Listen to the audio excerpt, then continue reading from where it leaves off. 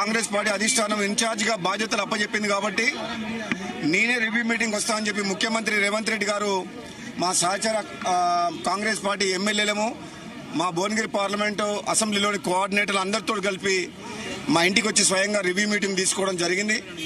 చాలా విషయాలు ఎన్నికల్లో ఏ విధంగా ముందుకు పోవాలనే విషయం మీద ముఖ్యమంత్రి గారు మేమందరం కూడా మా సూచనలన్నీ తీసుకున్న తర్వాత ముఖ్యమంత్రి గారు కూడా ఒక మంచి డైరెక్షన్ ఇచ్చిండ్రు. ఏ విధంగా ముందుకు పోవాలి, నామినేషన్ ప్రోగ్రాం కానీ కార్యకర్తల సమావేశం కానీ ఈ పేద ప్రజలకు ప్రభుత్వం ఇస్తున్న 6 గ్యారెంటీ స్కీమ్ గుని మళ్ళీ రాబోయే రోజుల్లో ప్రభుత్వం చేపట్టబోయే కార్యక్రమాల గురించి ఏ విధంగా ప్రజల్లోకి పోయి మనం ఈ పార్లమెంట్ ఎన్నికల్లో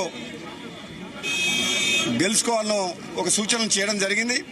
చాలా డీటెయిల్ మీటింగ్ అయింది. చాలా వరకు నిజంగా ఈరోజు ఒక యువకుడు గత 20 సంవత్సరాలుగా యూత్ కాంగ్రెస్లో కాంగ్రెస్ పార్టీకి ఎన్ఎస్యూ యూత్ కాంగ్రెస్ నుంచి కాంగ్రెస్ పార్టీ వైస్ ప్రెసిడెంట్గా ఎన్నో సేవలు చేసిన చామల కిరణ్ కుమార్ రెడ్డి గారికి అధిష్టానం టికెట్ ఇచ్చిన తర్వాత చాలా మంది యువకులు మా భువనగిరి పార్లమెంట్ నియోజకవర్గంలో స్వచ్ఛందంగా కూడా మేము కాంగ్రెస్ పార్టీలో చేరతామని కూడా ఎంతో మంది యువకులు వస్తుండ్రు. ఈరోజు తప్పకుండా మేము మా సహచర ఎమ్మెల్యేలు మా విప్ గారు ఐలయ్య గారు ఇక్కడ ఉన్నారు. మేమందరం కూడా ఒక్క తాటి మీదకి వచ్చేసి ఈ పార్లమెంట్ ఎన్నికల్లో భువనగిరి పార్లమెంట్ నియోజకవర్గాన్ని 2 లక్షల మెజార్టీకి తగ్గకుండా గెలిపించుకోవాలని చెప్పి ఈరోజు నిర్ణయం తీసుకోవడం జరిగింది. ప్రజల్లోకి విస్తృతంగా రేపు రంజాన్ పండుగ సందర్భంగా ఒక్కరోజు ఖాళీ ఉంచి 12వ తారీఖు నుంచి ప్రజల్లోకి పోయి తప్పకుండా పార్టీ ప్రచార కార్యక్రమాన్ని ఏ విధంగా నిర్వహించాలో మేము డిసైడ్ చేసినాం.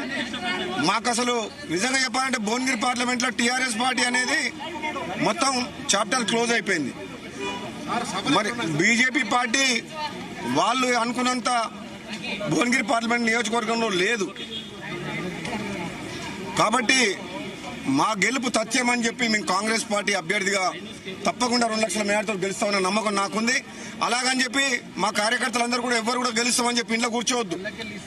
రాత్రి పగలు 24 గంటలు మే 13 పోలింగ్ అయ్యేంత వరకు కూడా కాంగ్రెస్ పార్టీ కార్యకర్తలు భువనగిరి పార్లమెంట్లోని ప్రతి నియోజకవర్గంలో మనము ఒక ఓవర్ కాన్ఫిడెన్స్ తోటి పోకుండా ఒక పెద్ద మెజార్టీతో గెలవాలన్న లక్ష్యంతో ముందుకు పోవాలని చెప్పి కార్యకర్తలందరూ కూడా తెలియజేస్తున్నా. 21వ తారీఖు నాడు భువనగిరి పట్టణంలో నామినేషన్ పెద్ద ఎత్తున ర్యాలీ ప్రోగ్రాం చేస్తున్నాం. అదేవిధంగా 12 నుంచి 18వ తారీఖు వరకు 7 నియోజకవర్గాల్లో ప్రతి నియోజకవర్గంలో 5 నుంచి 6 వేలకు తగ్గకుండా ముఖ్య కార్యకర్తల సమావేశాలు 7 నియోజకవర్గాలు 18వ తారీఖు కంప్లీట్ చేసి 21 నాడు పెద్ద ఎత్తున నామినేషన్ ప్రోగ్రాం చేసుకొని రేవంత్ రెడ్డి గారు ముఖ్యమంత్రి గారు వస్తున్నారు. సోదరులు కోమటిరెడ్డి వెంకటరెడ్డి గారు కూడా నామినేషన్ కార్యక్రమానికి రేవంత్ రెడ్డి గారు ఇద్దరు వస్తారు ఆ రోజు. ఆ తర్వాత మే 1st వీక్లో నల్గొండ జిల్లాకు ప్రియాంక గాంధీ గారు వస్తున్నారు. మిర్యాలగూడలో ఒక మీటింగు బహిరంగ సభ, చౌటుప్పలకాడ ఒక బహిరంగ సభ.